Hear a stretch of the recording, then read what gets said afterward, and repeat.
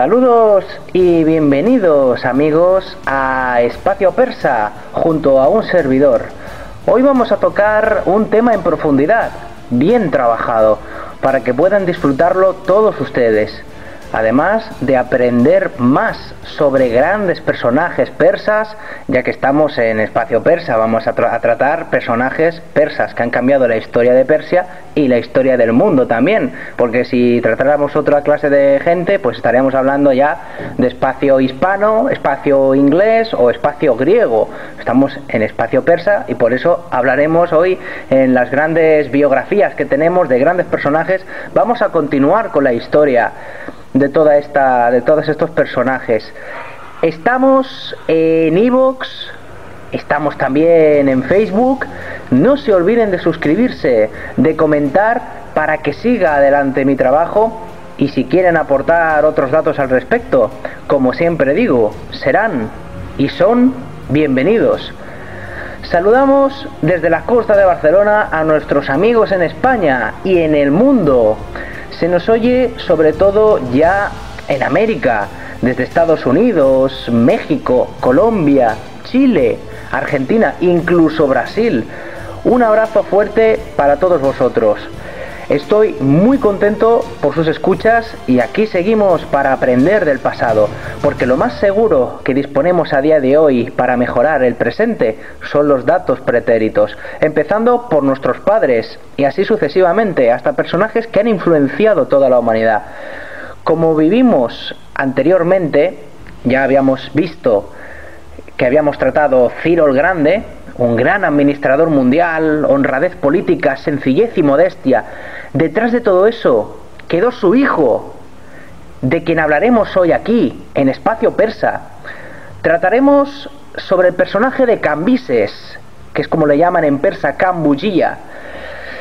Estamos en encabezado de biografías completas. Vamos a tratar esa biografía completa desde su nacimiento hasta su muerte, propiamente dicho. Eso es una biografía, es eso, hablar de una persona, explicar su vida desde el principio hasta la muerte. Pero aquí no hablamos de personas, no hablo de mi vida ni de la vida de una persona de la calle. Estoy hablando de vidas de reyes que han hecho lo mejor para su gobierno, que han intentado expandirse, de conquistar y de implantar nuevas leyes.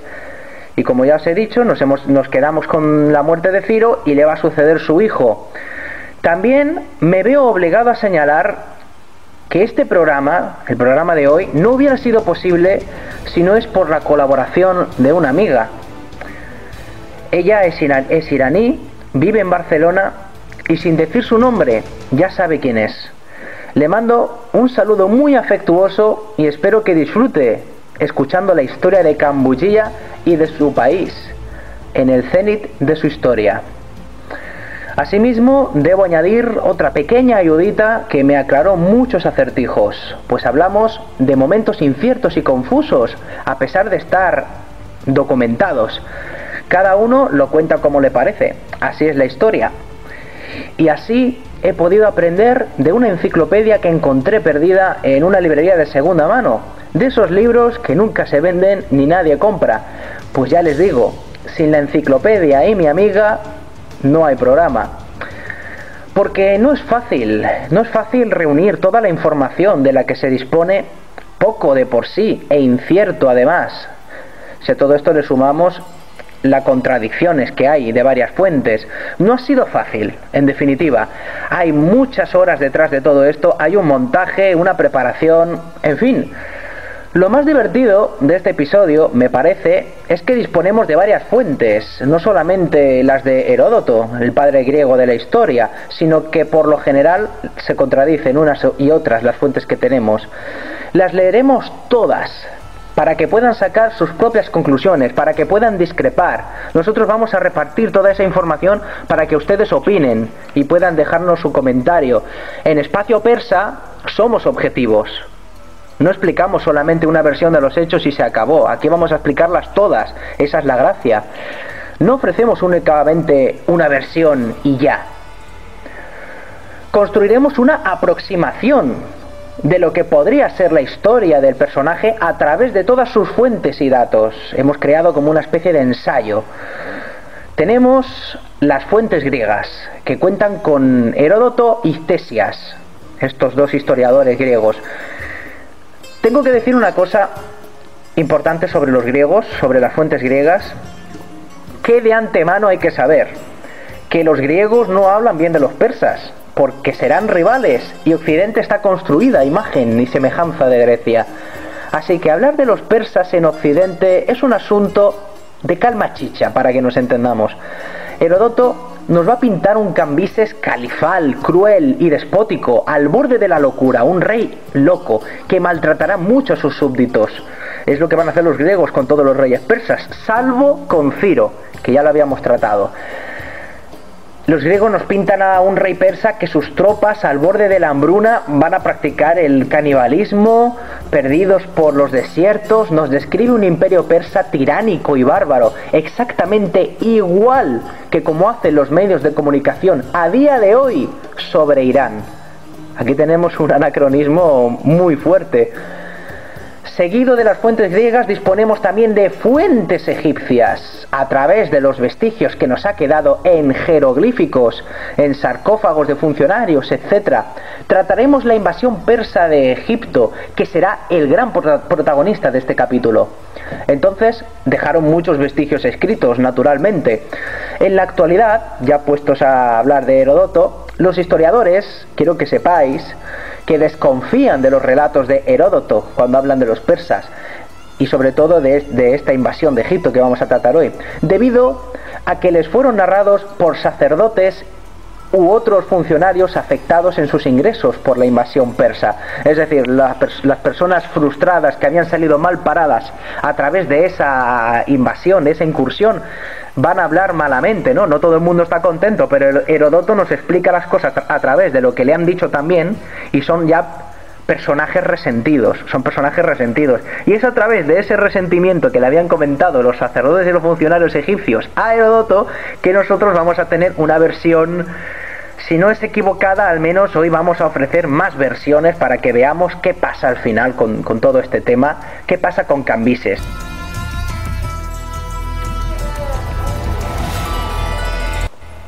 Otra confirmación de que Cambises no debía de ser el impío y malvado soberano que describió Heródoto es que brinda la inscripción en caracteres jeroglíficos que aparece sobre los faraones de Amosis y Psamético III, que son coetáneos de su época. Se refieren los textos que Cambises había honrado a los dioses egipcios como todos los faraones y como todos los conquistadores posteriores. Así que ya vemos que no todos los egipcios hablaban malamente de los persas, y eso que les habían invadido el país, pero los griegos, que no estaban ahí, decían que los persas eran unos bárbaros, que lo saquearon absolutamente todo, que no dejaron a nadie vivo. Y luego vemos en los sarcófagos, en los jeroglíficos egipcios, nos están diciendo que tampoco no fue para tanto, que les respetaron, que no hubo ningún problema.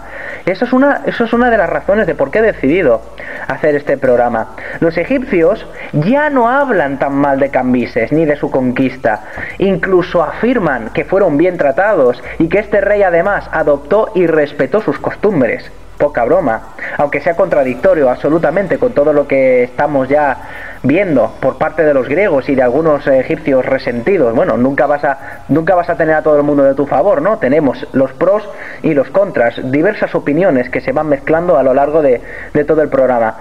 Y después tenemos una tercera fuente histórica exclusiva, porque en el otro polo disponemos de fuentes persas. Ni más ni menos, o sea, por una vez tenemos fuentes persas. Esto es increíble. Me refiero efectivamente al Bistún. Vamos a decir, ¿pero qué es esto del Bistún? Pues sin más, es una inscripción persa, en persa antiguo, que también hay de varios idiomas. Está también escrito en babilonio y en elamita. Vamos, como la piedra Rosetta, que estaba en egipcio, en griego, había varios idiomas. Pues en el Bistún tenemos que están las fuentes persas escritas en estos tres idiomas, ricamente decorado en unos parámetros en concretos de las montañas del Bistún. Ahora sabemos por qué se llama Bistún, porque está en las montañas del Bistún. Ahí hay como una inscripción tallada en la roca donde te está justificando y donde está explicando y habla de estos tiempos. Lo que hoy sería la región kurda de Irán, en el occidente de Irán. se crea posteriormente a la historia de nuestro protagonista, donde Darío justificaría su ascenso al poder y pintaría a Cambises como le plazca.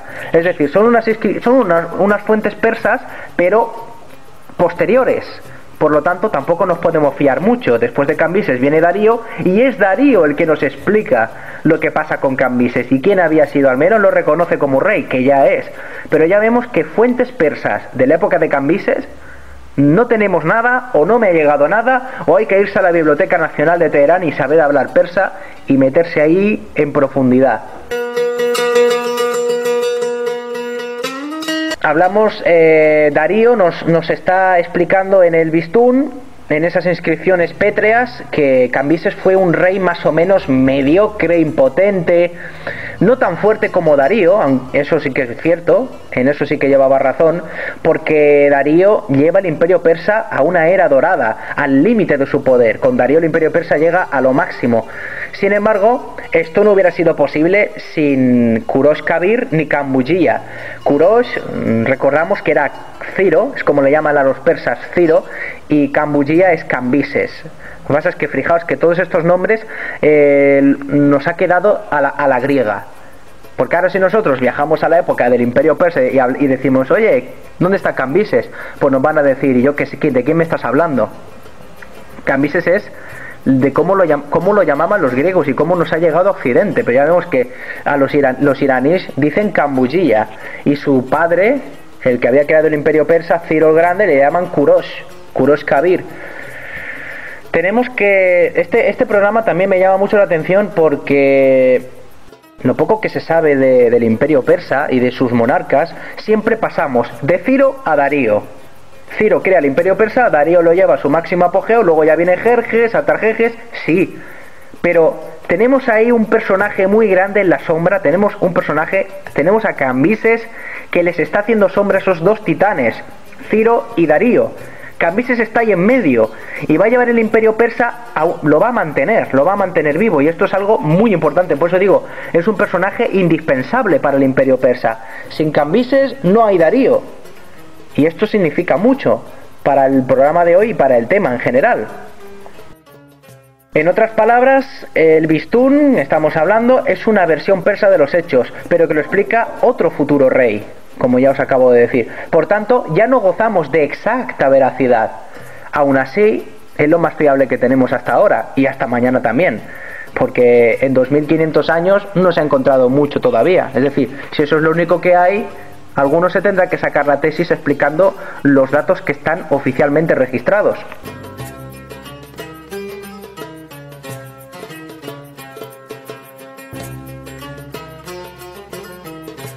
Bueno, en fin, ya veis el chanchullo que hay detrás de la historia y sus respectivas fuentes. Ahora que conocéis un poco mejor, hemos reconstruido lo mejor posible una historia para describir el itinerario del rey persa Cambises. ¡Comenzamos!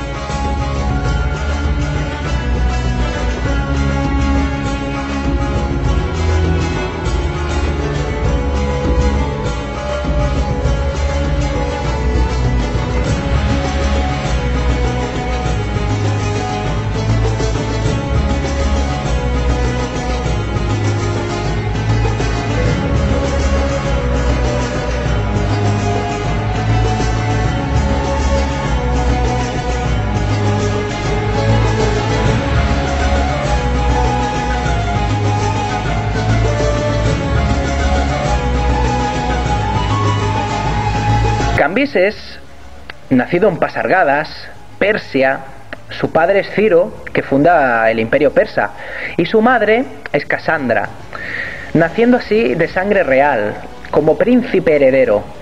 Tras la conquista persa de Mesopotamia por Ciro, ya lo habíamos tratado anteriormente, y el exilio de su último monarca Nabónido, Cambises es coronado como rey de Babilonia. Vemos que ya antes de heredar el imperio persa tiene un título de rey en Babilonia. Y ser rey en Babilonia no es lo mismo que en cualquier otra ciudad. Ofrece un mayor rango social. Es decir, ser rey en Babilonia es la leche. No es ser lo mismo rey en Babilonia que rey... Supongo que podría poner el ejemplo de hoy en día. No es lo mismo ser el rey de Inglaterra actualmente que ser el rey de Tailandia, por ejemplo. El rey de Inglaterra tiene más prestigio, mueve más cosas, ¿no? Pues en esta época Cambises ya con su nacimiento es nombrado, además de príncipe heredero, rey de Babilonia, que Babilonia era el centro del mundo. Ciro, que fue más de montaña, carente de formación alguna, pero de un valioso talento diplomático y don de gentes para unir a sus pueblos, decidió colocar a su hijo y sucesor en la urbe mesopotámica para que aprendiera de esta gran y rica civilización que en aquel momento no disponían ni los persas. Pero en aquel momento, como ya habían conquistado Mesopotamia, los persas estaban apoyándose y se estaban ya copiando de la cultura mesopotámica. O sea, todo lo que tenemos de los persas lo cogen de los mesopotámicos debido a esa riqueza, y su padre ya decide educar a su hijo allí. Por esta razón, Ciro va a ofrecer a Cambises, su hijo, una educación. Esto es muy importante. Antes de heredar la gran corona, su padre le da lo mejor al hijo, para que pueda superarlo en magnanimidad y mantener la cohesión en todo el imperio. Fijaos que no hay envidias ni temores de perder la corona por parte de su hijo, sino una plena confianza y unión familiar, lo contrario de lo que sucede en muchos casos. Es un punto a tener mucho en consideración. Esta educación ancestral y real, de lo mejorcito que había hasta entonces en Babilonia y en el mundo, Cambises es formado por maestros de los mejores y sacerdotes de sus mayores secretos de la civilización. Aprende de los errores y dones de grandes reyes que hubieron hasta el momento en Sumer y Akkad, todos los datos que habían quedado registrados en las tablillas de arcilla. Aprendió a leer, a escribir, aprendió el arte de la matemática, de los astros, las epopeyas de Gilgamesh. Vemos que todo esto Ciro no lo sabía, pero Ciro tenía ese don de unir a los pueblos, de conquistar sin usar la espada, tenía esa fama de libertador. Todo eso que no tiene el padre se lo quiere enseñar al hijo, para que sea mejor rey todavía. Mientras Cambises se formaba como rey para el día de mañana, poder recibir prerrogativas reales, y custodiaba ya de paso la metrópolis de Babilonia, su padre marchaba hacia más conquistas o a repeler rebeliones en el imperio persa. Ya ven cómo Babilonia no podía ya quedarse sola debido a la excesa población que tenía y la necesidad de un monarca muy poderoso. Ciro necesitaba a alguien de su plena confianza. ¿Quién mejor que su hijo? Entre tanto, a su padre, mientras estaba de conquista, y le dieron muerte mientras sofocaba una revuelta. Una tribu irania de Asia Central que se llamaban los Masagetas. Ellos mataron a Ciro. Después de este acontecimiento, donde nos habíamos quedado en el capítulo anterior, Cambises se convierte en el gran rey. Pasa de gobernar solamente Babilonia a gobernar el mundo.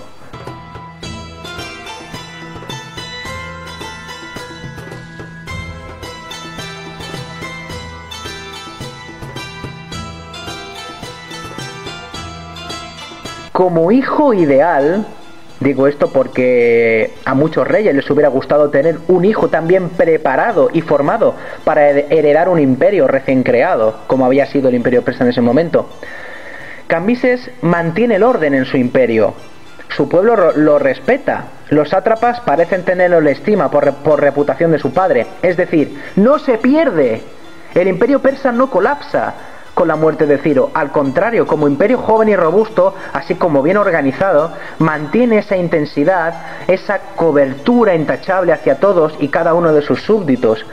Conocemos de sobra la tensión que sucede un gran imperio cuando la corona cambia de manos. Entonces es cuando los conspiradores aprovechan para golpear el trono y eliminar la dinastía reinante, o sencillamente el pueblo aprovecha para aclamar su independencia.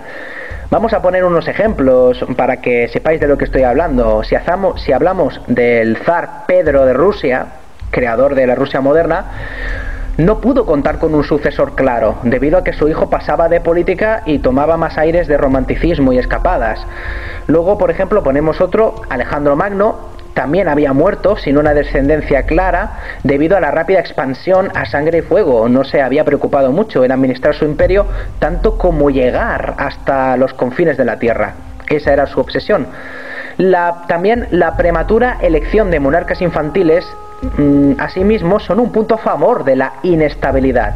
Elegir a reyes y herederos que son niños, pues como que el niño no va a estar por lo que tiene que estar. Y van a gobernar los cortesanos y los eunucos que le rodean, y la corte en general. De la misma manera, son diversos reyes en toda la historia los que han ordenado asesinar a sus hijos, o sus herederos o familiares cerca del poder, por temor a ser usurpados, eliminando así una sucesión clara, lo cual facilita tras su muerte una posible guerra civil y el cambio de dinastía gobernante. ¿Cuántas veces ha pasado esto? En todos los reinos, en España, ¿cuántas guerras civiles han habido por, yo qué sé, los cambios dinásticos, en fin? Bien, pues todo esto, con la sucesión de Cambises, no va a ocurrir. No va a ocurrir, y esto es muy importante. Con la muerte de Ciro no va a haber ningún caos, no va a haber ninguna guerra civil, porque estaba ya todo muy bien cimentado.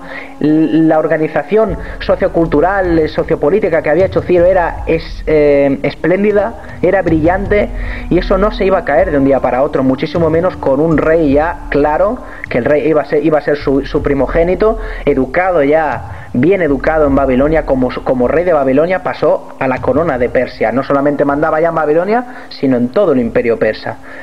Por eso digo que es el hijo ideal para un buen rey. Vemos cómo prosigue pacíficamente la antorcha de padre a hijo. Y va a ponerse manos a la obra rápidamente. Cambises va a emprender la tentativa expansión hacia África, en la gran potencia que había independiente hasta ahora, el antiguo Egipto. Cambises tiene un hermano menor, Bardilla, donde su posición no va a quedar menospreciada. La voluntad del padre era que éste tomara posesión de una potente área, las regiones actualmente comprendidas de Siria, los enclaves de Sidón, Biblos, Jerusalén. Estas tierras, ya vemos que, siendo la época que sea, las cogen en una posición estratégica sumamente valorada en todo el Oriente Medio.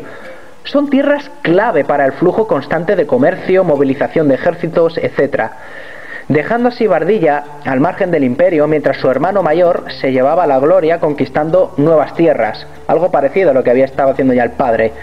Sin embargo, Cambises desconfía de su hermano pequeño, Bardilla. Teme que de regreso a Persia su hermano le usurpe el trono y le bloquee el paso. Con esta sospecha en la mente, en vísperas de la invasión de Egipto, Cambises ordena secretamente que asesinen a su hermano pequeño. Y con ello, la primera intriga ilícita, siguiendo las directrices que había establecido Ciro. A pesar de estos regicidios, que se van a cometer a lo largo y ancho de la tierra, por los siglos de los siglos, ya vemos que no es fácil dirigir un imperio y que en la mayoría de casos se acude al asesinato de familiares muy próximos al poder por ambición o temor a perder el reino. Se tienen que tomar a veces decisiones muy complicadas para la supervivencia de un reino. A diferencia que esto con Ciro ya no pasaba. Vemos ya Cambises que se salta una de las leyes que había establecido su padre, el de perdonar a sus enemigos. Mata a su propio hermano. Ciro no mata a sus hijos ni nada, al contrario, les da lo mejor que él ha hecho. Pero esto Cambises ya no lo ve de la misma manera, y por eso ordena, por miedo, ordena que asesinen a su hermano. Sin embargo, a pesar de todo ello, todos los reyes aqueménidas van a destacar notablemente por la tolerancia y el perdón, siguiendo las directrices de Ciro, salvo algunas excepciones como la mencionada, es decir, que haya ordenado matar Cambises a su hermano menor Bardilla para conservar el poder, no significa que Cambises vaya a ser un mal rey, ¿no? Sino todo lo contrario. Todos los monarcas aquemenidas se caracterizan por esa tolerancia, por ese respeto increíble. Sin ese respeto no hubiese sido posible, el imperio persa. Ya vemos cómo acabaron los asirios, que no podían, no dejaron seguro nada. Después de toda la que liaron, nada fue seguro. Con los persas sí. Vemos en casos de crisis extrema, cuando la corona peligra, es cuando se ordena la muerte de algún noble cortesano que trataba de usurpar el trono, naturalmente. Comprendemos, pues, aquí también se había cometido un asesinato de alguien muy cercano al trono, propiamente dicho. Si a Cambises le pasaba algo, el que ocupaba el trono era Bardilla. Dicho, sin disponer a Cambises de las pruebas suficientes de que Bardilla estaba conspirando, simplemente por sospecha. Por sospecha ya ordenó matar a su hermano, y eso pues como que queda muy feo. Ese va a ser su primer acto como rey, porque el siguiente será la invasión de Egipto, en la que focalizaremos este programa. Para ello, me tienen que acompañar por el intrépido desierto del Sinaí y la travesía hacia lo largo y ancho del Nilo. Vamos a analizar esta cuna de civilización como se encontraba anteriormente y lo que sucedió hasta esta conquista de Egipto. Para ello, tenemos que preparar muy bien las mochilas, llevarnos agua y emprender este viaje hacia el antiguo Egipto. ¿Qué os parece? ¿Me acompañáis?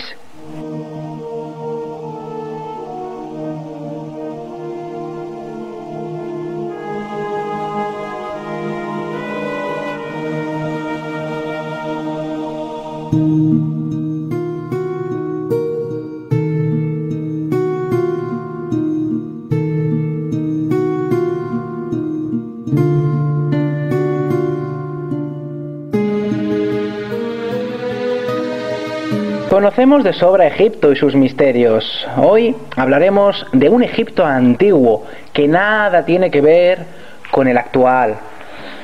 Las ciudades como Alejandría, fundadas siglos adelante por Alejandro Magno, de la misma manera que Al-Fustat, que posteriormente sería El Cairo, fundada por los árabes en la época medieval, no existían. Estamos hablando del antiguo Egipto.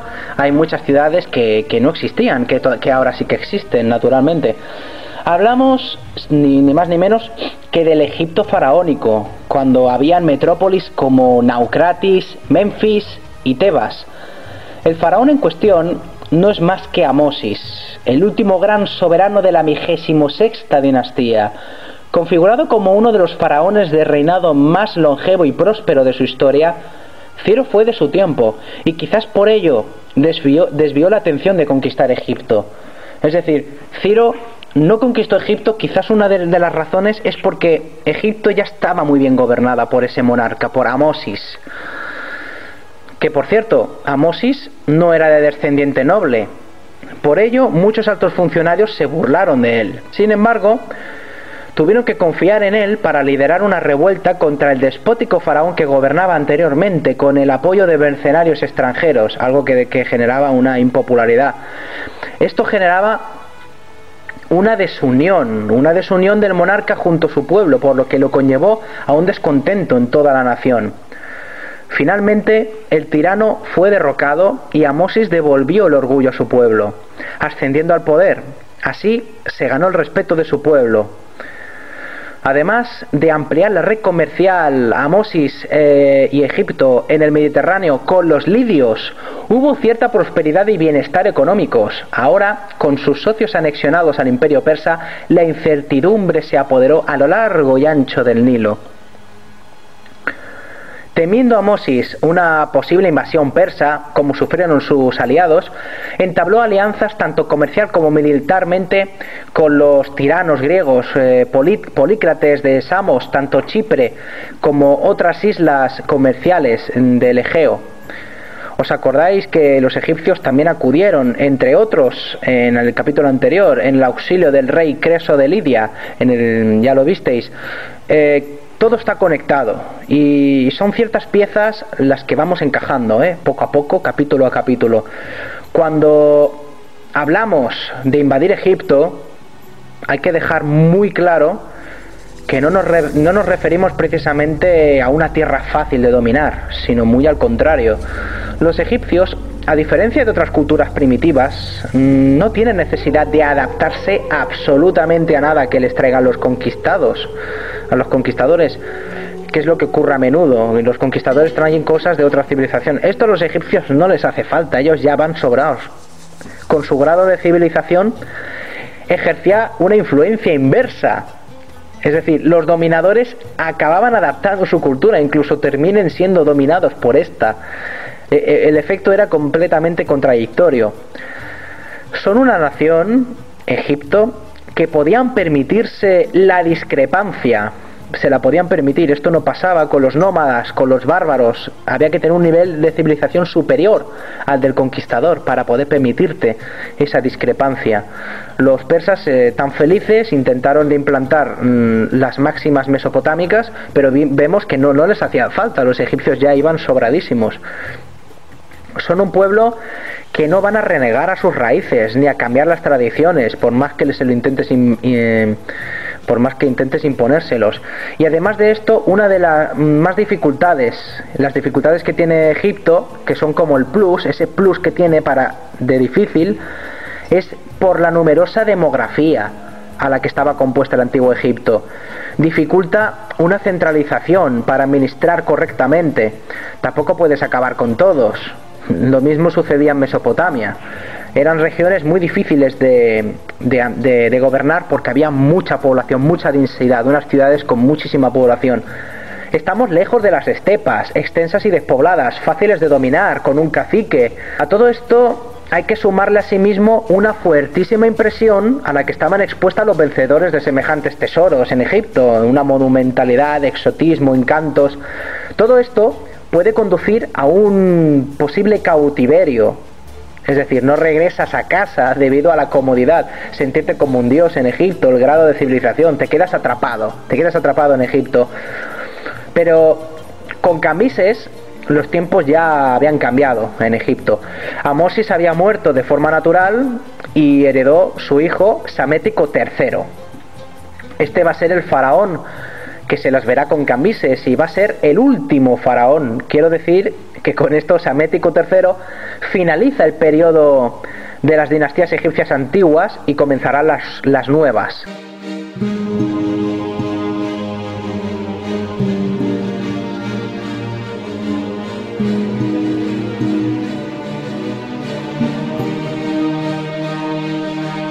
En ese momento Egipto ya se encontraba en una decadencia, ya no tenía las pilas para contener una invasión persa. De ahora en adelante ya vemos que la tierra del Nilo pasará de unas manos a otras sin una autonomía propia. Tenemos a los persas llegando a orillas del delta del Nilo cuando va a entablarse la encarnizada batalla decisiva de Pelusio.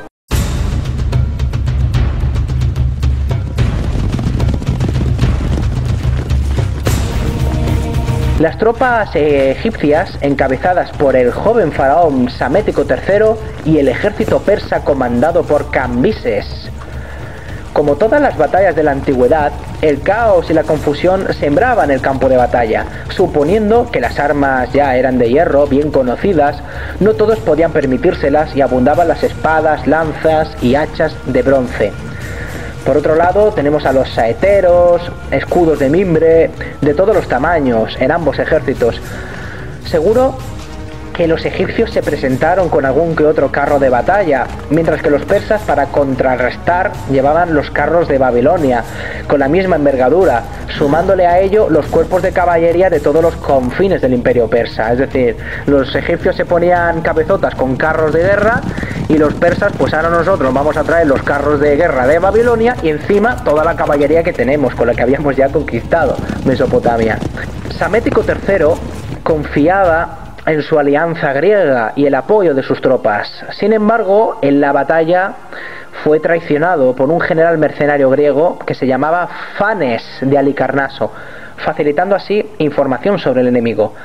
Y también Polícrates de Samos también vio oportuno pasarse al bando persa y apenas ayudó a los egipcios, así que al final se quedaron solos. Mientras se acontecía la batalla, también los egipcios se llevaron pronto el premio gordo, sobresaliendo en desorden, y la balanza se inclinó favorablemente hacia los persas. Esta falta de organización no se debe más que a su pipiolo líder Psamético III, que recién había heredado la corona con su falta de experiencia.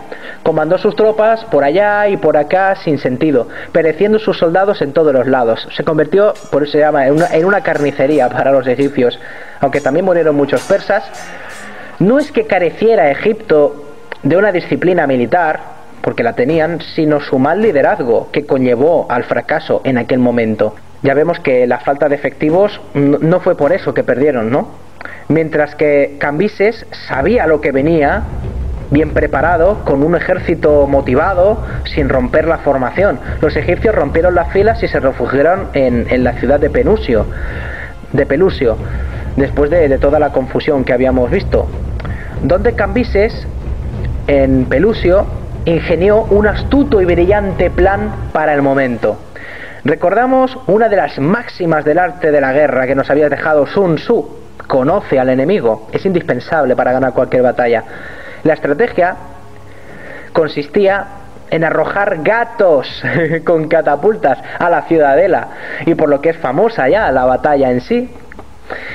El gato, para los egipcios, era un símbolo sagrado de protección y debió desmoralizar a los egipcios para ver la diosa Bastet permitía que se ofendiera a los gatos de esa manera. Percibiendo esto como un signo de infortunio, se arrepintieron de esconderse en la fortaleza y continuaron su huida. Los fugitivos no se detuvieron hasta llegar a Menfis, donde se refugiaron tras las murallas, y con esta batalla de Pelusio siguieron las tropas persas avanzando hasta Menfis, donde tras otro breve asedio finalmente los egipcios claudicaron. Psamético III, hijo de Amosis, fue capturado y apresado. Gobernó solo 6 meses. Cambises había conquistado la capital de Egipto, Menfis, y con ello todo el Nilo ya estaba bajo sus pies. Ya vemos con qué facilidad los persas ya toman Egipto, pero vamos a mencionar una serie de puntos vitales para esta conquista, porque para esta exitosa empresa que habían llevado los persas y Cambises, cabe mencionar que existen ni más ni menos que 6 factores cruciales para que le van a dar la victoria a los persas. La primera se trata de la minuciosa preparación de una invasión a Egipto. Ya vemos cómo anteriormente ya su padre Ciro agilizó el proceso anexionando Palestina, para que así su hijo Cambises tuviera una apertura de fronteras directas con el enemigo a conquistar. Cuidado con eso. El padre no conquistó Egipto, pero ya se lo dejó a su hijo a huevo, para que ya tuviera acceso directo a Egipto, anexionándose Palestina con esa liberación de los judíos de Babilonia. 2. El apoyo de los fenicios y su armada, ya que sin su ayuda la invasión no hubiera sido posible. Los egipcios ya disponían de una flota de guerra bastante poderosa, que podía haber dificultado muchísimo la expedición persa, ya que en el propio Nilo ya se podía luchar con una extensión de anchura hablamos de 1 a 20 kilómetros. El Nilo es un río bestial, uno de los más grandes de todo el continente africano. El gran rey había solicitado el apoyo de la armada fenicia para que abasteciera las tropas de tierra, además de bloquear a los navios egipcios. Sí que es verdad que la flota egipcia era poderosísima, pero más poderosa era todavía la de los fenicios.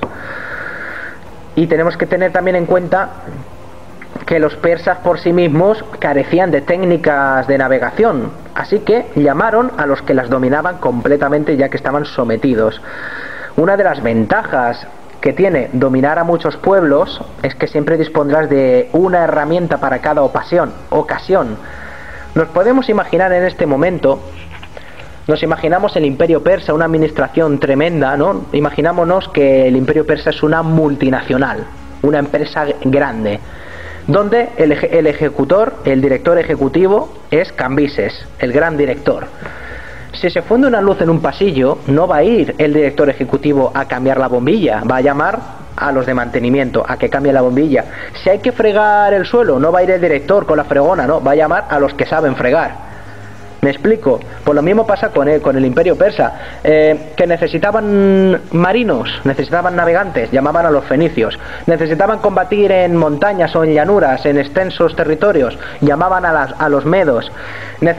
Llamaban a los auxiliares de todos los rincones de su imperio, a los anatolios, que en aquel momento eran frigios. Llamaban para hacer más gordo, para engrosar sus filas, a los babilonios, la caballería bactriana. Tenemos también a los indios. En fin, es que es un sinfín de herramientas, es una auténtica navaja suiza esto que el Imperio Persa. Y para invadir Egipto, por eso solicitaron la ayuda que debían prestarle, porque estaban sometidos al gran rey. Los fenicios sin ningún problema participaron, ¿no? Ya que así liquidaban a un socio, a un enemigo comercial muy potente, y ya pues fastidiaban más a los griegos, que se iban a quedar más solos que nunca. Número 3. Las tropas persas estaban abastecidas correctamente. Los soldados persas, para llegar al Nilo, ya tuvieron que atravesar el desierto del Sinaí, donde le brindaron apoyo otras tribus sometidas, como los nabateos o los árabes. Ya es lo mismo, os estoy diciendo ya lo mismo. Los fenicios por mar, luego los guías que les están abasteciendo, porque llegar hasta Egipto a pie es muy bonito llegar en avión. Y no estamos hablando de un viajero, de un caravanero, no, estamos hablando de un ejército numerosísimo. Claro, ¿tú cómo llevas un ejército hasta Egipto? Pues tendrás que tener las tropas muy bien abastecidas, y además que en Egipto sufres mayor desgaste que en otras tierras, porque la escasez de agua, la dificultad para llegar, solamente llegar, ya no estoy hablando de combatir, solo el llegar ya es un mérito. Y los persas lo consiguen gracias a estos pueblos árabes, a estos nabateos que les van a ayudar. Se ofrecieron entre estos pueblos aguadores, guías y orientadores para no perderse. No vaya a ser que se vayan y tiren para la Meca, que no existía, o sí que existía. Las tropas llegarían así frescas al combate, algo esencial en Egipto, donde el desgaste acechaba constantemente. Número 4. Los egipcios fueron traicionados por los mercenarios griegos. Estos, al cambiarse de bando, facilitaron información al enemigo. Es decir, ya los persas ya sabían dónde estaban los puntos débiles antes de ponerse a asediar la ciudad, porque habían sufrido esa traición, que se quedaron solos. 5. Cambises conocía al enemigo, por ello utilizó la táctica del gato, algo que a día de hoy es incomprensible, ¿no? ¿Quién se va a rendir a día de hoy si tú le tiras un gato a la puerta de su casa? Ahora le da igual.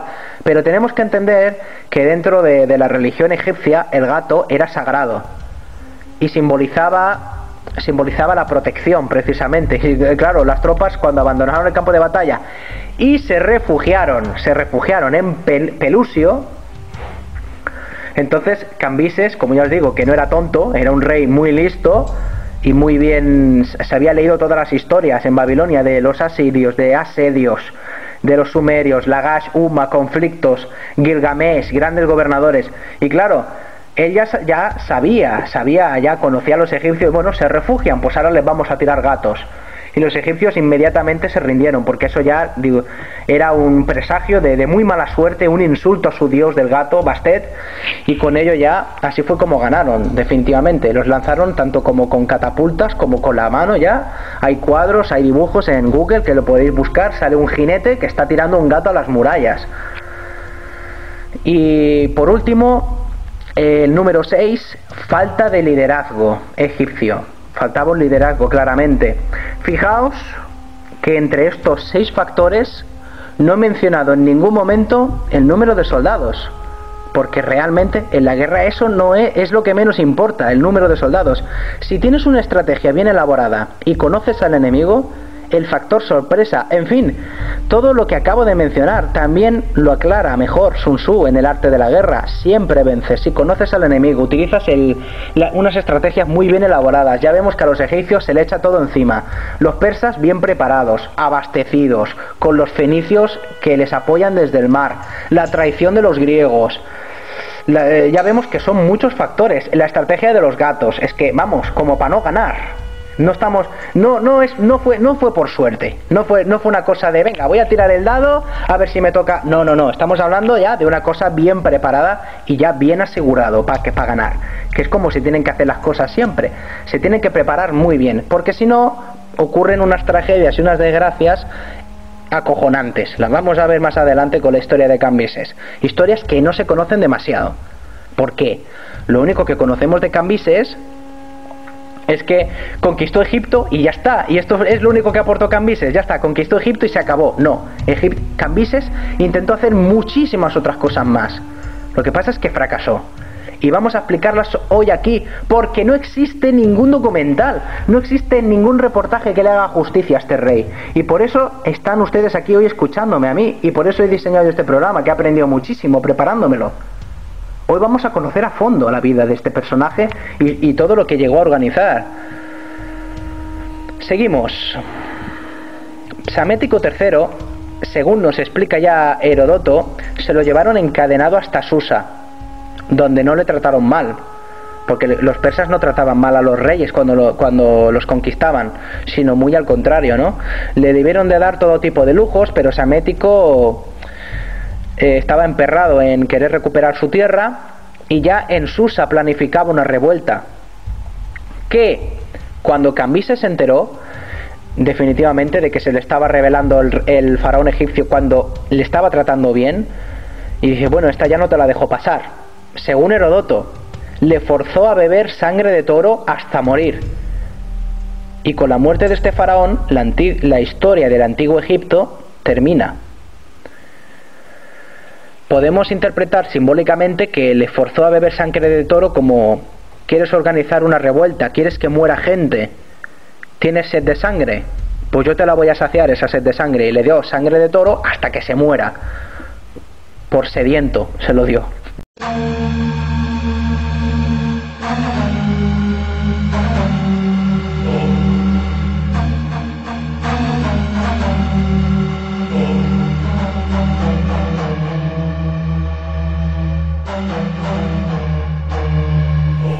Sin embargo, los sueños de ambición de Cambises no hicieron más que despertar.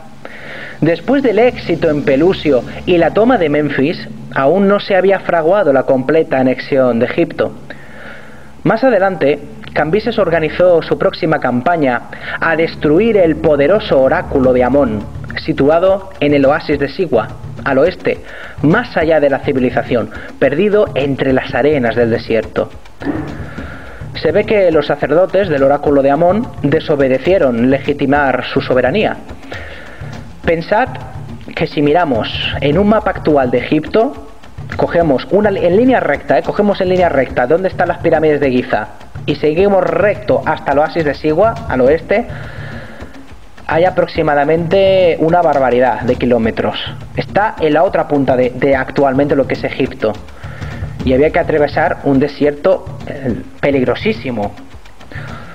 Ya vemos que no había mucha necesidad de ir, pero tenía que demostrar también Cambises que era el conquistador y que era el fuerte. Además, que la ira del rey no pudo esperar.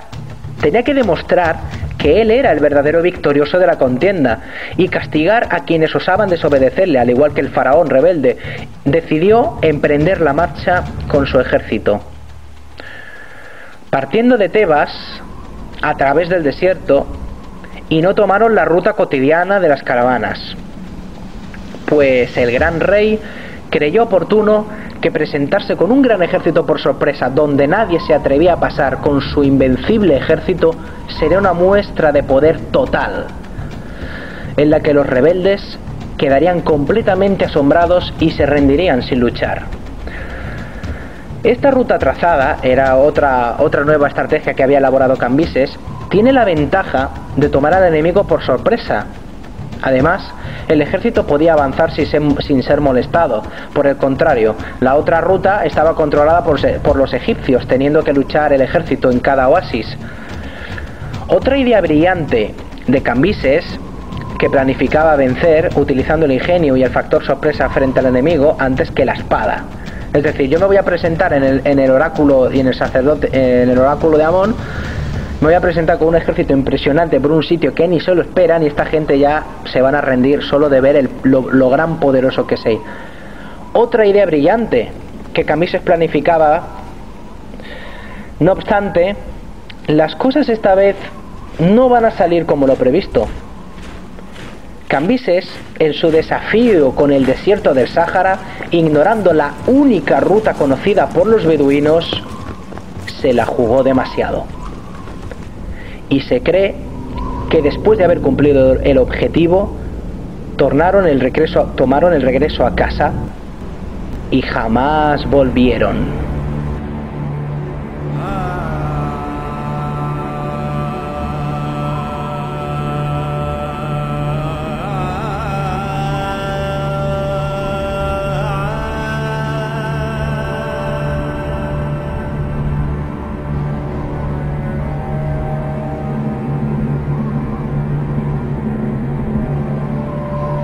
Nos adentramos dentro de uno de los grandes misterios arqueológicos de toda la historia, por los cuales también es conocido Cambises. Los soldados creían que habían llegado a su destino. Sin embargo, encontraron un fuerte viento de alta temperatura y dirección impredecible que soplaba desde el desierto del Sáhara hasta Egipto. Toda esa región del norte de África había quedado envuelta en un manto de polvo que había desorientado completamente al ejército persa. Algunos soldados se resguardaron en refugios naturales, otros se dispersaron en varias direcciones, se disolvió completamente. Algunos podrían haber llegado a la laguna de Sitra, por lo que sobrevivieron. Heródoto nos escribe así en su tercer libro de historias. Algo terrible, una descripción bastante terrible, que dice así: el viento se levantó desde el sur y fuerte y mortal, trayendo con él grandes remolinos de arena que cubrieron totalmente las tropas y las hizo desaparecer por completo. Desde el siglo XIX, muchos arqueólogos y exploradores han buscado el ejército perdido de Cambises a lo largo de este camino. No han encontrado nada. Y de hecho, encontraron hace poco una fosa común con cientos de huesos y cráneos. Hablamos de unos arqueólogos italianos que se aventuraron a resolver uno de los enigmas más destacados en la arqueología, en búsqueda del ejército persa perdido de Cambises en las arenas del Sáhara. Ni más ni menos, amigos. Un ejército persa perdido en el Sáhara. No derrotado en Grecia o derrotado en Escitia, no, perdido en África. Tremendo. Uno de los arqueólogos, que se llamaba Castiglioni, nos dice: nos enteramos de que los restos habían sido expuestos por los ladrones de tumbas y que una hermosa espada que se encontró entre los huesos se vendió a unos turistas americanos. Entre los huesos, una serie de puntas de flecha persas y un bocado de caballo idéntico a uno que aparece en una representación de un caballo persa antiguo. En la zona más desolada del desierto hemos encontrado la ubicación precisa donde ocurrió la tragedia, dijo del búfalo. La aventura de estos arqueólogos italianos también ha pasado desapercibida debido a la falta de permisos y la devolución de artefactos desenterrados al gobierno de Egipto. Ambos bandos permanecerían en silencio. Es decir, es dificilísimo, no quiero ni imaginarme lo que tiene que ser buscar algo en medio del desierto. Pero es que no solamente se trata de saber buscarlo en el lugar adecuado, sino que la arena se mueve. Las cosas pueden cambiar de sitio. Puede ser que lo que ahora nos parece un desierto antiguamente pues no fuera tanto desierto. Por eso digo, es muy difícil. Estos arqueólogos italianos, como se está leyendo, algo han encontrado. Pero para encontrar ese algo se han tenido que poner a escarbar en sitios donde carecían de permisos. Sí que tenían permisos para hacer según qué excavaciones arqueológicas, en fin, burocracia pura y dura. Las cosas de palacio van despacio y bueno, si tenían que esperarse 5 años quizás para obtener esos permisos que el gobierno y quizás no se les fuera a dar, ellos se pusieron inmediatamente a buscar y encontraron algo, pero como se habían saltado, como se habían pasado a la torera los permisos del gobierno, finalmente el gobierno decidió mandarlos a casita y que todo lo que habían desenterrado que lo devolviesen. Por eso digo que está todo, que ha permanecido todavía incluso a día de hoy en silencio. No obstante, no ha podido evitar que nuevamente la ilusión de los entusiastas por los misterios de la historia hayan vuelto a dejar volar su imaginación en pos de esos tesoros y misterios que continúan aguardándonos. Es uno de los misterios arqueológicos en pleno siglo XXI, hace 2500 años aproximadamente. Los egiptólogos comentan al respecto simplemente que se trata de una mala planificación para abastecerse de agua por parte del ejército persa y comida durante la ruta más larga, y sobre todo por la aparición de tormentas de arena que duraron varios días. ¿Qué te ha ocurrido, Cambises? ¿Por qué no organizaste esta expedición igual que la primera? Ya vemos lo que pasa cuando algo no se planifica bien. Se habla de 50.000 hombres. Probablemente la cifra sea exagerada. Hasta aquí, la mala suerte va a acompañar a nuestro protagonista para quedarse no muy poco tiempo. Se han encontrado también estos huesos de unas caravanas que se habían perdido en el siglo XIX. Y estas fotografías decían, bueno, es que habéis encontrado también, dice el gobierno de Egipto, le decía a los italianos arqueólogos que tampoco, que no se cuelguen la medalla que han encontrado el ejército perdido, porque solo han encontrado 16 o 20 cráneos, y están diciendo ya estos que han encontrado el ejército perdido. Quizás esos huesos que han encontrado sean de otras gentes que se han perdido por el desierto en el siglo XIX o incluso más recientemente, y ya los italianos quizás se lo estén inventando lo que están diciendo. Pero claro, ellos también corroboran lo que han encontrado, pues ni más ni menos, puntas de flechas de la época de los persas, unos bocados de caballo de la misma época que puedes encontrar en Persépolis, y nos va a quedar siempre esa incógnita, que por eso es un misterio.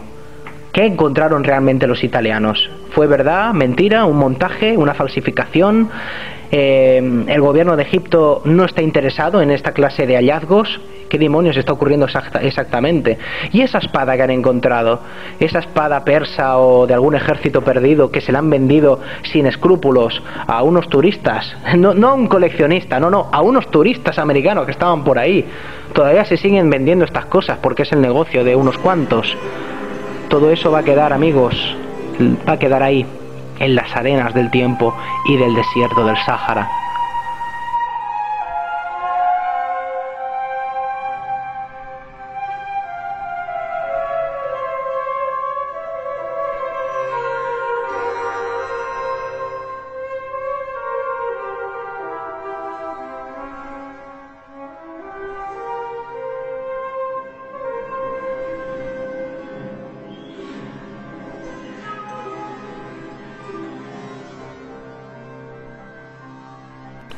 De regreso a Memphis, consternado, sin su ejército, impotente, incrédulo frente a los informes, quizá Cambises adoptara un carácter colérico a partir de ese momento frente al pueblo egipcio.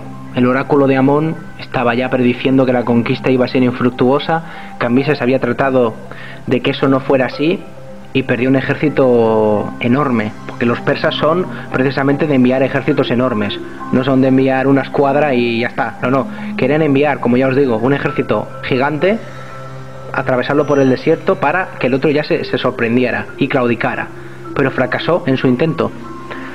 A veces las estrategias que a uno se le ocurren no siempre funcionan. Mientras tanto, el pueblo egipcio presenció una aparición divina de Apis, el toro sagrado.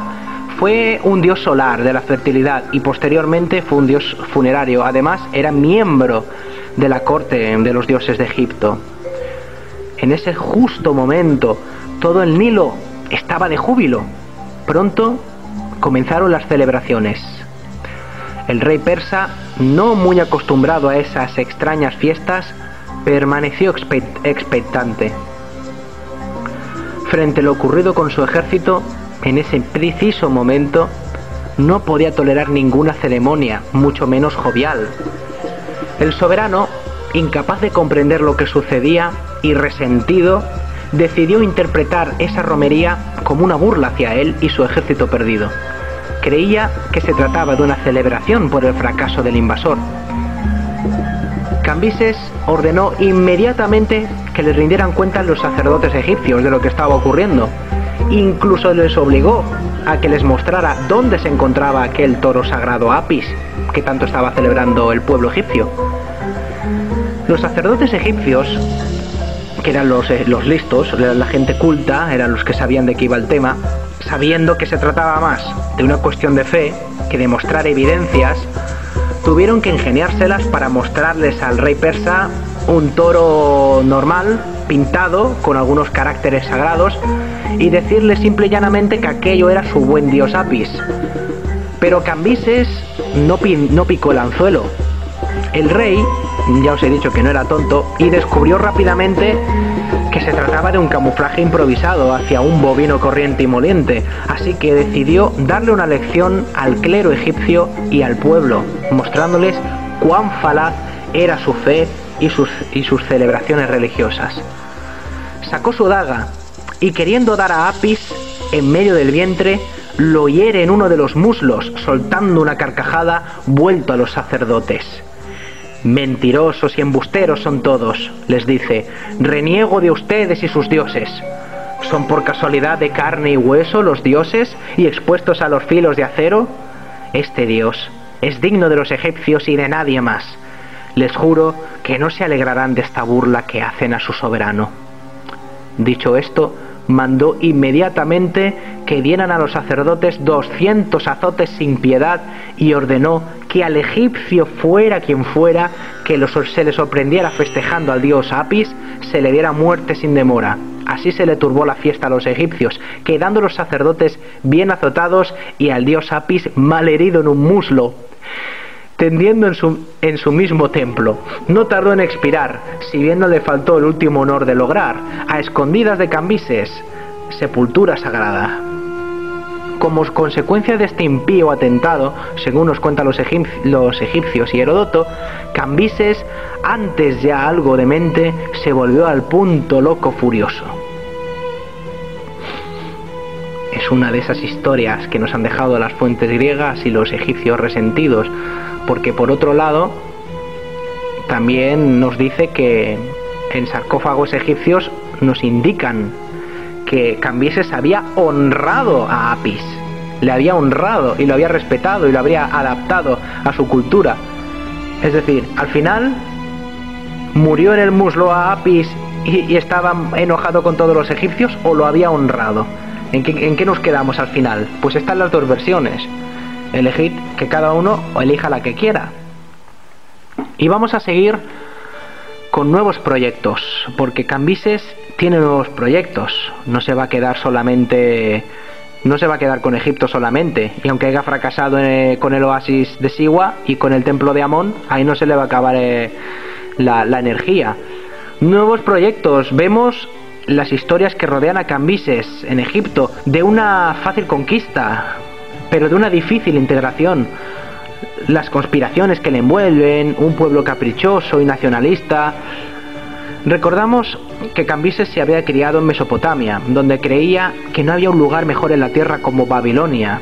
No obstante, los encantos y enigmas del antiguo Egipto le cautivaron.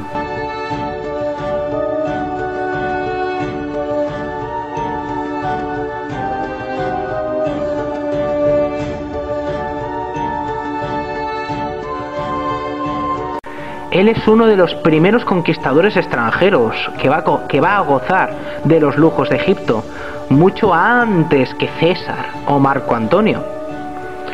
Muchos años va a perder este rey en el Nilo, consolidando las tierras conquistadas. Pero su ambición no se va a detener aquí, ni mucho menos. Aún quedan pruebas de nuevos planes de invasión que demuestran cómo quiso expandirse por el Mediterráneo a través de África del Norte, apoyándose en la armada fenicia, como había hecho anteriormente, y dado los resultados que le había dado. Fenicia ya llevaba años dominada, pero no así sus colonias ni riquezas que llegaban por mar. Por esta razón, Cambises quiso ocupar todas sus colonias, ya que no habían sido sometidas, empezando por la más vasta y por la más rica y estratégica, Cartago. Los marinos fenicios, al enterarse de esto, rehusaron categóricamente, sobre pretexto de participar en una incursión contra sus hermanos cartagineses. Además de ello, Cartago simbolizaba para los fenicios sometidos por los persas una válvula de escape en el Mediterráneo, donde podrían prosperar libremente por Occidente y fundar nuevas ciudades, lejos del imperio. Cambises no podría lanzarse a la conquista del Mediterráneo sin una flota. Así, y con los escándalos que se avecinaban en Egipto de vez en cuando, le impedían una posible expansión por mar. Continuaba la negativa de los fenicios, porque fue constante, y debemos suponer que para complacer al gran rey quizás prometieron más ofrendas y riquezas para su imperio, además de influenciar una posible alianza con Cartago. Y así fue como Cartago y Persia fueron socios comerciales durante varios siglos a través de la intervención fenicia.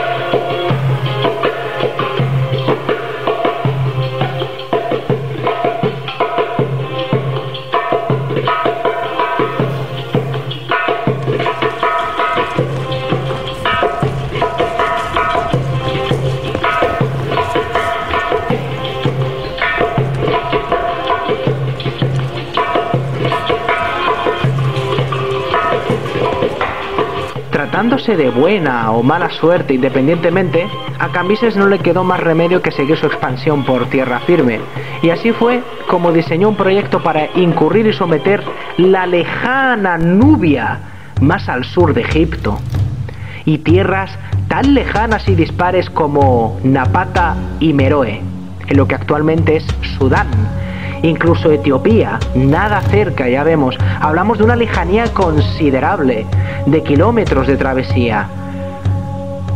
La red de abastecimiento se iba alargando y fácilmente quedaba engullida por bandidos y tormentas. Nuevamente, el ejército fue incapaz de atravesar el desierto de Nubia, sufriendo cuantiosas bajas que forzó a la retirada. Aquí de nuevo, la falta de una organización adecuada se manifiestan. Aparece, sin embargo, vestigios de un dominio parcial persa sobre el dominio de Nubia, en el actual Sudán.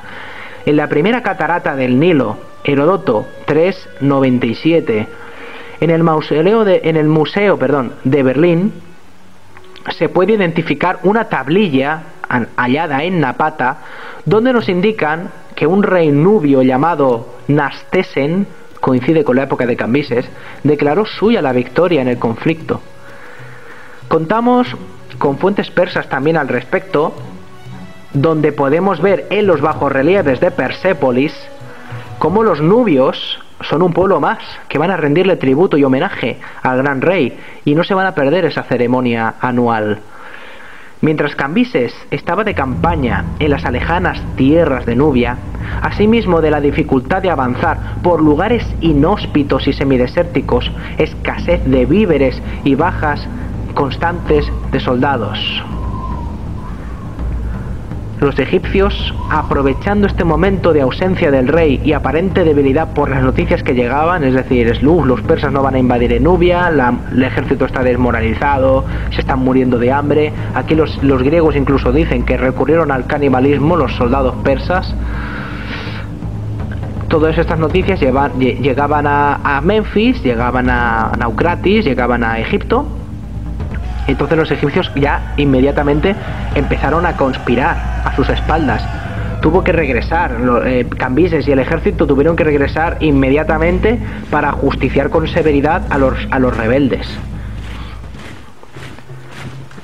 Tras una negociación con los fenicios, mientras tanto, enseguida le llegaron noticias de que debía desistir de sus designios sobre la toma de Cartago y aceptarlo como aliado.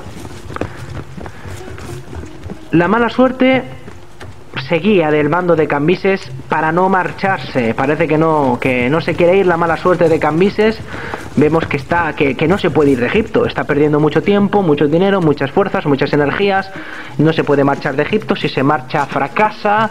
Los egipcios se rebelan. Está la cosa un poco difícil. Cambises tuvo que permanecer y permaneció en Memphis como conquistador rodeado de placeres. Pero su estado anímico le delataba. No parecía estar satisfecho en absoluto por el botín, a pesar que ya había llegado más lejos que su padre. Pero él no estaba contento, permaneció dubitativo al organizar la siguiente conquista. ¿Hacia dónde marchar ahora?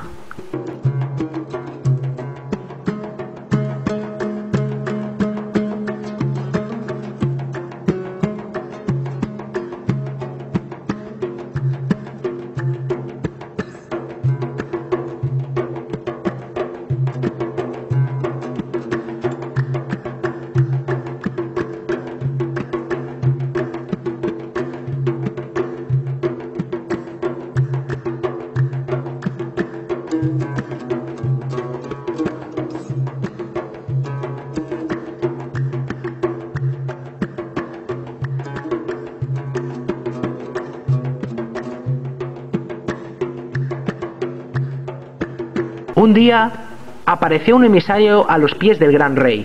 Traía noticias de Persia. Es verdad, hace tiempo que no hablamos de Persia y ya han pasado 8 años que Cambises está en Egipto. Dejando su tierra un tanto despreocupada, el emisario le informó que su hermano Bardilla le había tomado el trono. Su mayor temor se había profetizado. Sin embargo, Cambises se quedó perplejo. No entendía de dónde le venía tanta mala suerte. La maldición de haber tomado Egipto desde el primer día que entró le había costado la corona. Pero, si ordenó que asesinaran a Bardilla secretamente, ¿quién se esconde detrás del trono de Persa? ¿Un impostor? ¿Quién es ese? El emisario se quedó petrificado al oír que su hermano llevaba 8 años muerto, cuando éste lo había visto ocupando Pasargadas, la capital persa, con sus propios ojos. Algo que sin duda se trataba de brujería, pues los muertos no regresan para ocupar tronos.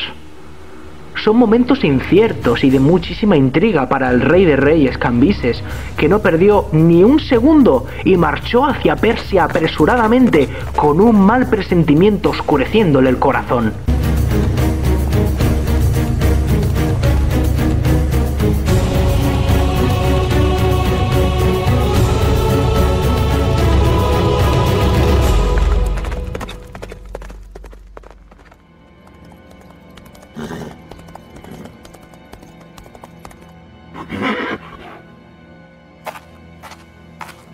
En efecto, hablamos de un usurpador que había hechizado toda la corte con su parecido, haciéndose pasar por el difunto hermano del rey, llamado Gaumata.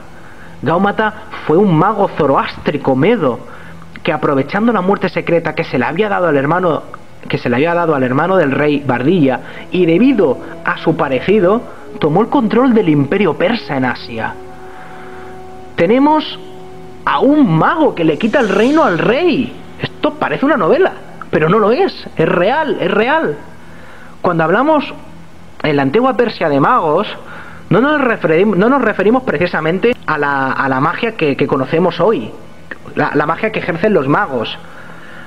Veréis, etimológicamente proviene del sustantivo persa mog, que traducido en latín es magus o magus, y de aquí nos llegó la palabra mago. Los mog eran los sacerdotes que profesaban la fe zoroástrica, dándole así un sentido clerical a la fe que se ejercía mayoritariamente en toda la meseta iraní y alrededores. Por eso digo, este Mogmada, Magomedo, se llamaba Gaumata, y al parecer se enteró de la muerte de Bardilla, muy posiblemente reconociéndolo, me imagino que en una torre del silencio. es donde permanecen las Torres del Silencio, para que os hagáis la idea si no lo sabéis, es donde permanecen todos los cadáveres, según la antigua religión del zoroastrismo, a merced de los buitres, donde estos se encargan, descarnando a los cadáveres, se encargan de llevarse el alma al cielo. Es su creencia, es la creencia de esta religión. Además que estas Torres del Silencio son una zona restringida, no puede ir nadie, solo apto para sacerdotes. Gaumata debió hallar el cadáver torrándose al sol en ese tipo de cementerio y aprovechó junto su parecido y el hallazgo, junto su grado de iluminación, para reformar todo el imperio persa, que estaba desprovisto de rey, mientras éste se lanzaba en conquistas muy lejanas, como ya vimos en Nubia y Cartago. Actualmente cogemos un mapa y vemos dónde está Irán. Y vemos que todo ello era el centro de un vastísimo imperio en el 530 a.C. 530 años antes de Cristo.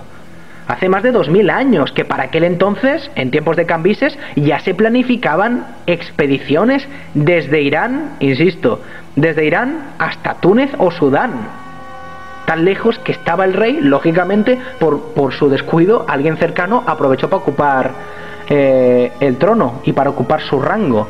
Pero ya ves a dónde tenían los persas la cabeza ya, que se querían no solamente Egipto, no, ya querían conquistar África, ya.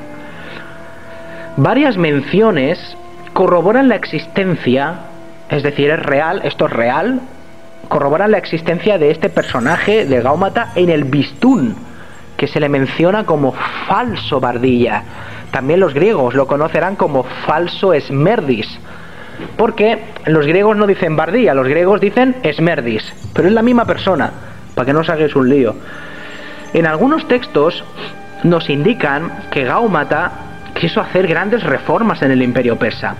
Os recuerdo que el imperio persa entonces abarcaba toda la civilización y el mundo antiguo, a excepción de Grecia y Escitia, el sur de Rusia. Así que esta crisis de la que os estamos hablando ahora mismo afectaba a medio mundo.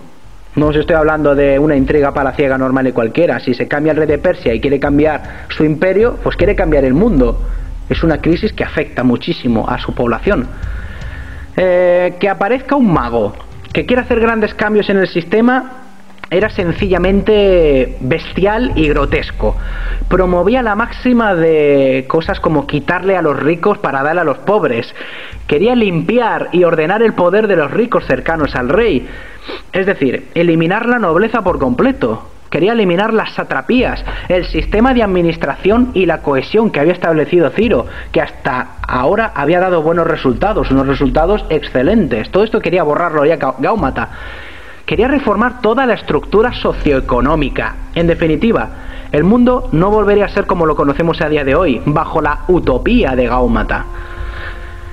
Luego ya prometió cosas como bajar los impuestos durante 3 años, que le llevaron al ascenso al poder, quitar el servicio militar. En definitiva, vemos una serie de proyectos demagogos que utiliza Gaumata para abrirse paso al poder, donde efectivamente va a ganarse el favor del pueblo. Todo eso fue el principio para la escalada, pero una vez cuando ya fue coronado como rey, la cosa cambió. Aquí tenemos otro anacronismo, ¿no? De 2400 años aproximadamente. Vemos aquí un rey utilizando una persona que para llegar a ser el rey utiliza demagogia. Voy a bajar los impuestos, voy a quitar el servicio militar. Bien, vamos así. Venga, vas a llegar arriba, Gaumata, mintiendo al pueblo. Como ahora, está pasando hoy también pasa. No es ninguna novedad nos trae Gaumata. Sus incomprensibles reformas alteraron el sistema de forma drástica. Esto es lo que pasa cuando un iluminado llega al poder. No tiene ni idea de cómo administrarlo, pero lo quiere cambiar todo. Trasladó las casas y rebaños de muchas gentes, lo cual provocó un gran malestar entre los pueblos del imperio. Pero claro, como ya era coronado como el rey, nadie podía decirle nada, porque si no se lo cargaban. Así de fácil. Para que os hagáis una idea, es como el ocupa que llega a una casa que no es la suya y lo primero que hace es cambiar los muebles de sitio, sin sentido, pero cambia los muebles. Los auténticos dueños, cuando vuelvan a la casa, pues naturalmente se van a enfadar. Eso es lo que estaba haciendo Gaumata con el imperio persa. Estaba cambiando todo de sitio, cambiando a la gente que estás viviendo aquí, ahora no, ahora te vas a ir a vivir a otra región. Pero coño, si esta es mi tierra, ¿por qué tengo que vivir en otro sitio? Porque lo manda el rey. ¿Que es un iluminado? Pues sí, así eran las cosas antiguamente. El reinado, aquí no acaba la historia. El reinado de Gaumata supuso asimismo alteraciones en el orden económico, social y también en el religioso. Es decir, no solamente te cambiaban de sitio, no solamente te quedabas sin casa, sino que te afectaba tu forma de pensar, la moneda, las relaciones públicas. ¿Quién va a mandar ahora? Si el sátrapa no manda, es que te lo cargas todo, te cargas todo el sistema. Estableció una ley que ningún miembro de la familia real se le pudiera acercar. Absténgase, especialmente los aqueménidas, que no se le acerquen al mago iluminado. No vaya a ser que la familia aqueménida digan, este no es de los nuestros. Según las inscripciones que disponemos en el Bistún, habría tratado incluso de eliminar los cultos locales para introducir una divinidad central, posiblemente Ahura Mazda, que Ahura Mazda es el dios creador del mundo, que antes no existía el cristianismo ni el islam ni nada, estaba el judaísmo como religión monoteísta, y luego estaban los zoroastros, que también eran monoteístas. Y esta prueba, que está justificada en el Bistún, nos dice que por eso Gaumata era un mago zoroastro, porque destruyó todos los templos y todas las religiones de culto que había en la antigua Persia que no eran pro-zoroástricos. Es decir, cultos antiguos al sol, al dios Mitra, todos estos dioses, nada, quería centralizarlo todo con el zoroastrismo. Y esto pues también trajo muchas crisis. Esto significa que Mesopotamia iba a sufrir muchísimo. Porque ya en Mesopotamia ya veis que cada ciudad tiene su dios, está Shamash, está Sin, dios del sol, dios de la luna, hay un montón de dioses, y este no, este decía que tenía que ser el zoroastrismo, se acabó. Ya vemos la situación de cómo se ha destruido ya como un castillo de naipes. Cambises, dándose cuenta de todo lo que está pasando en Persia por lo que le ha dicho este emisario, decide retornar a Persia para castigar al falso Bardilla, a su hermano que ya estaba muerto hace 8 años y otro estaba ocupando su lugar.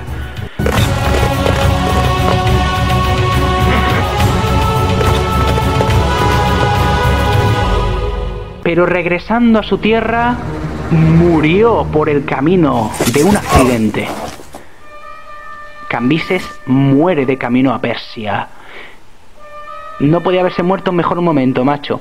Varias fuentes testifican el hecho. Hay varias fuentes que explican cómo diablos muere Cambises cuando está regresando a Persia para sofocar a ese mago que le ha ocupado el trono. Comenzamos con las fuentes persas posteriores, que está escrito en la pared. Hoy en día se puede ir a ver en el Bistún, que nos dice en persa antiguo, que se ha descifrado. Nos cita textualmente que dice el Bistún así: murió Cambises a manos de su propia muerte. Murió a manos de su propia muerte. Esto no ayuda mucho, es decir, todos morimos a manos de nuestra propia muerte, ¿no? ¿O qué significa esto? Puede referirse a causas naturales, como el suicidio, o de un accidente, una herida accidental, una caída de caballo. No especifica, dice, murió a manos de su propia muerte. Ya está. Eso es lo que nos dice Darío, y se acabó. También existe la posibilidad que Cambises se suicidara por depresión. Ya no se veía capaz de derrocar al usurpador. Es un poco comprensible esta teoría, porque ya vemos cómo fracasa con el oasis de Sigua, el oráculo de Amón. Vemos cómo fracasa en esa toma de Cartago. Los fenicios se niegan a colaborar. Después en Nubia tampoco no hay manera de anexionar estos pueblos. Ve al ejército cómo se le muere de hambre, cómo se devoran entre ellos mismos. Después se les rebelan en Egipto. Bueno, esto te desmotiva bastante. Dice, a ver, ¿yo para qué he conquistado a los egipcios si no me quieren? Si no hay manera. Es que no hay manera. No hay manera de dominar a esta gente. Y te quedas también atrapado, entras en una espiral en Egipto que no sales. Por eso digo, es posible que viendo ya, con todo el follón que tenía montado en África, llega la noticia de: has perdido el reino en Asia. Has perdido el imperio persa. Y madre mía, ¿qué le pasó a Cambises? Es comprensible, pero bueno, seguimos con las fuentes egipcias. Los egipcios atestiguan simplemente que murió de camino a Persia. No especifican absolutamente nada. Los egipcios, ya como el rey se fue de Egipto, Cambises murió de camino a Persia. Ya está, no dicen nada más. Era ya, como vemos, era un asunto que se les salía de las manos. Nunca mejor dicho. El griego Heródoto y las fuentes griegas dicen que se puñaló accidentalmente con su espada.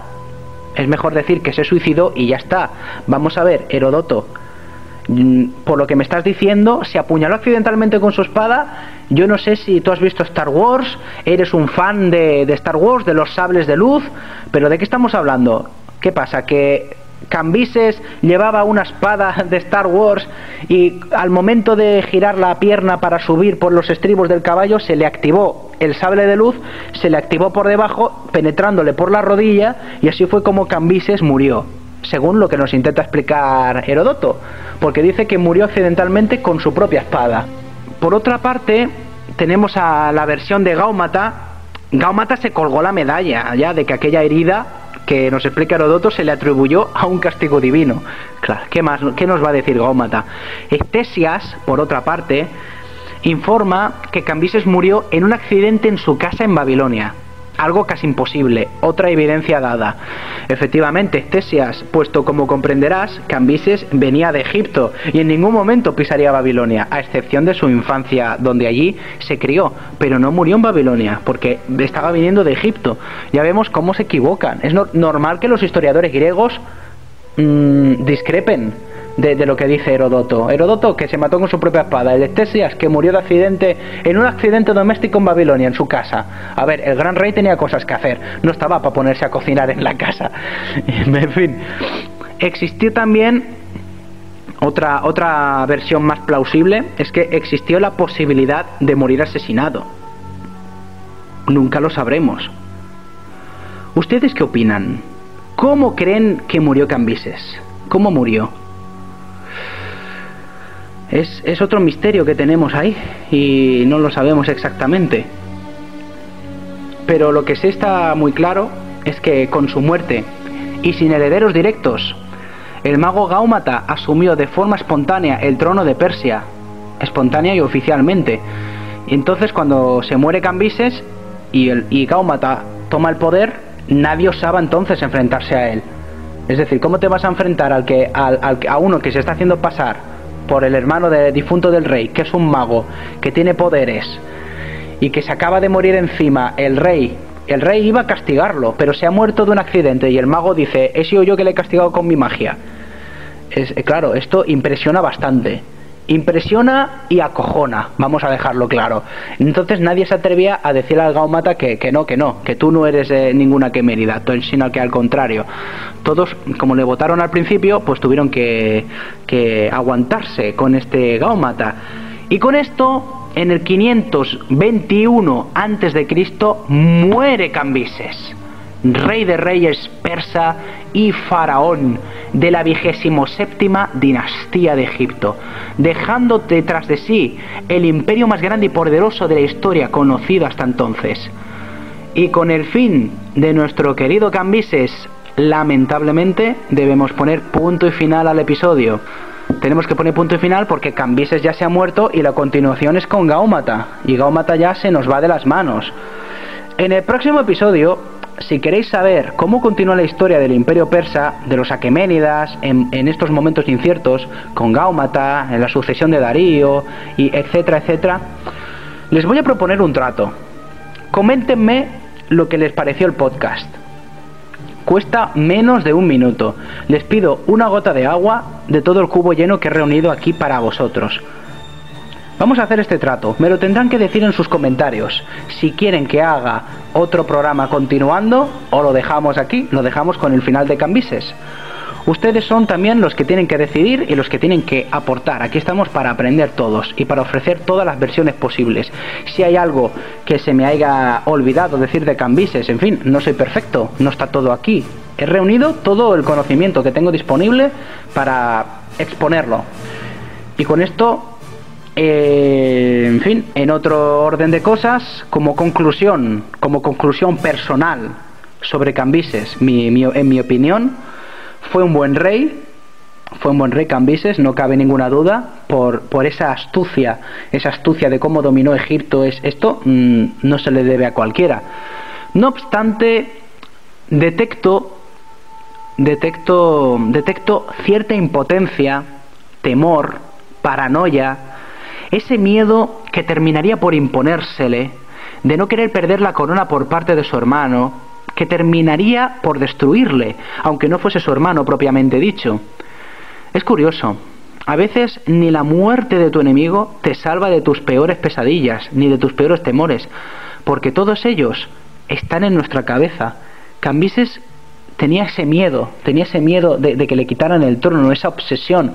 A Ciro ya le daba un poco igual, porque ya confiaba en sus súbditos, sabía de que los reyes no se le iban a dar la puñalada por la espalda, ¿no? Pero Cambises, al haber ordenado asesinar a su hermano por ese miedo, ya va a tener ese fantasma detrás, va a tener esa idea de espero que algún día no me lo hagan a mí, porque como yo lo he hecho, pues igual alguno más ambicioso que yo me lo va a hacer, ¿no?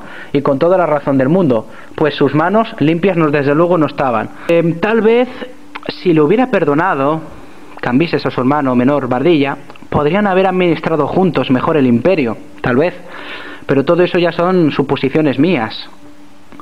Y ya vemos todo esto que también, ¿qué os parece? ¿Hizo bien de asesinar a Bardilla? Bardilla le hubiera ocupado el trono igualmente, el imperio persa ya estaba perdido, tenía que sumirse a un caos, y lo dejamos aquí, de verdad. Llegamos al final del programa. Espero que hayáis disfrutado muchísimo con estas nuevas aportaciones que hemos ofrecido sobre Cambises, que ahora mismo no hay nada sobre Cambises en ningún otro programa. Y sin más, amigos, este programa lo dejamos hecho desde el corazón para que aprendan. Estoy seguro de que habéis aprendido. Os sonaría de algo Cambises, si es que os sonaba de algo, pero esa invasión de Egipto y la técnica de los gatos, ¿la conocíais? Y esos factores, oye, que Egipto no es fácil de invadir. Por eso digo, todo esto, de verdad, espero que os lo hayáis pasado bien, que hayáis aprendido. Y sin más, nos vemos en el próximo programa, si lo queréis, el de Darío y el de Gáumata y el de Jerjes, personajes del Imperio Persa, aportar nuevos datos, lo que sea. Nos vemos en el próximo programa, en Espacio Persa. Seguiremos con Sadi, seguiremos con... tengo que hacer la segunda parte del Rubaiyat de Omar Khayyam, seguiremos con Golestán, con Bustán, con poesías persas, literatura, ensayos y todo esto que va creciendo con el tiempo y cada programa va saliendo mejor que el otro. Queridos amigos, un saludo muy fuerte, feliz semana para todos y hasta otra. Nos vemos en Espacio Persa.